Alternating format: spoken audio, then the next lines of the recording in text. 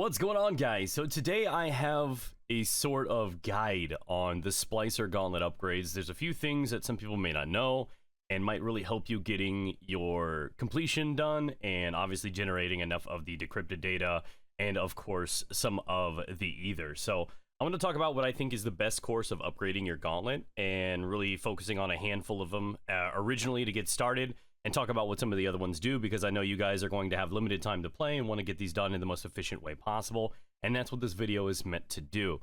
Now I'm going to start with what I consider to be the most essential pieces here, and this is the triple override efficiency. Now if you look at this, it says override chests have increased rewards.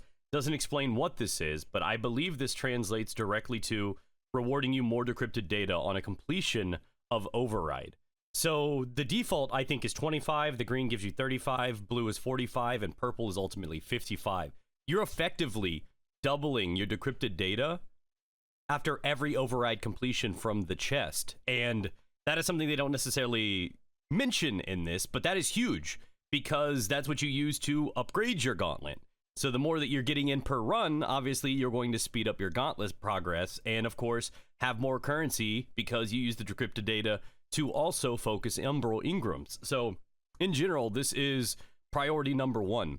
Number two, I think you have one of two choices. There's nothing wrong with going into memory expansion, especially if you play enough of this or you do your daily bounties. And I tend to just farm up a bunch of strikes or whatever's necessary, and you can build these up. And if you look at your gauntlet, and this is just a little tip in case you guys didn't know, but if you bring your gauntlet up, you can build up the currency through your ether and then also load them up in key codes.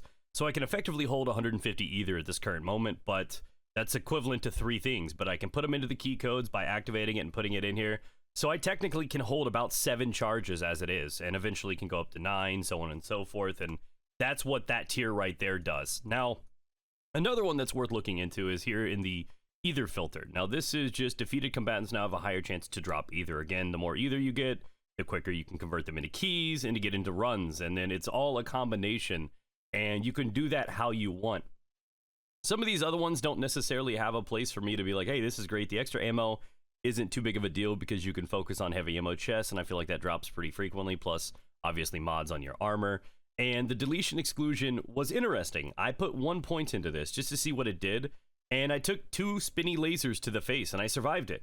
So I'm assuming that when you have this completely finished, you're going to be able to walk through all of the walls and the lasers and the owies inside of those little jump puzzles after you complete that conflux, and you're just going to go straight down in that hole, run through everything straight forward, and just kind of speed up the runs in general, because the first one through obviously teleports the teammate.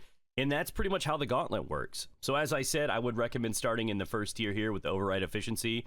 Not only do they give you good rewards, you also can get an additional seasonal piece or new gun from the first chest, not only just the secondary chest. And of course the focused umbrals are not a terrible idea either, and this is just definitely where I recommend starting. And then I'd say put in a point into memory expansion, and then probably the ether filter, and then I'd probably stagger them on my way down, just so that runs are going to be more plenty and I can work with that and farm and just kind of put in my time and get this done as quick as possible, and also efficiently farm to upgrade the Umbral Ingrams. And that is the Splicer Gauntlet path, the tree, or the way that I would prioritize my decrypted data so that I can get the most out of my gauntlet and the fastest way possible. So that's that, guys. I hope this came in handy with you. If you have any questions or anything to add, feel free to leave it down in the comment section below. Subscribe if you guys enjoy Destiny content. We got a lot more stuff coming soon. Really appreciate you clicking on this video. Thanks for that. Catch you guys soon.